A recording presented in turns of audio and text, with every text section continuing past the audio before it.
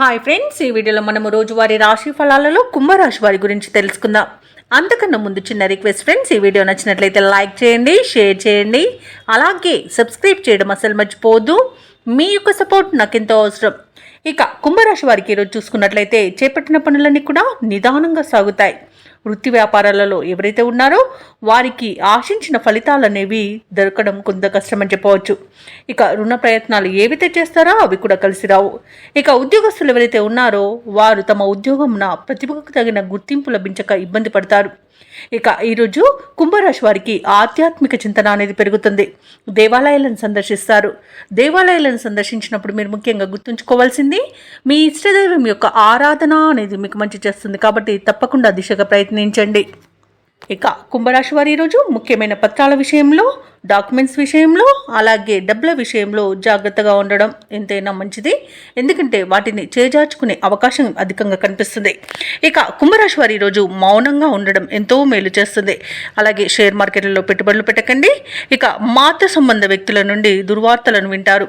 ఇక ఎవరైతే దూర ప్రయాణాలు చేస్తున్నారో వారికి వాహన ప్రమాద సూచనలు కనిపిస్తున్నవి. కాబట్టి వాహనానికి తగిన మరమ్మతులు చేయించుకోండి. అలాగే మద్యపానం సేవించి వాహనాన్ని నడపకండి.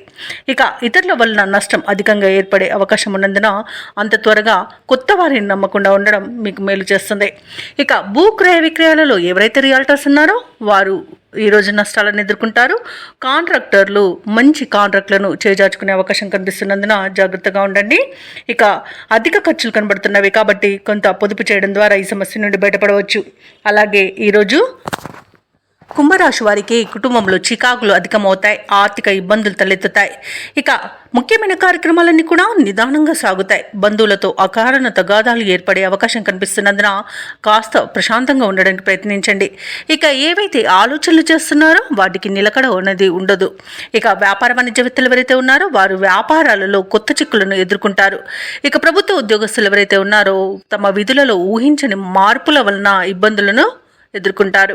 రాజకీయ నాయకులకు, పారిశ్రామికవేత్తలకు కొన్ని ఇబ్బందులు తప్పకపోవచ్చు. ఇక చిత్ర పరిశ్రమ వారు కూడా అవకాశాలను చేజార్చుకుంటారు.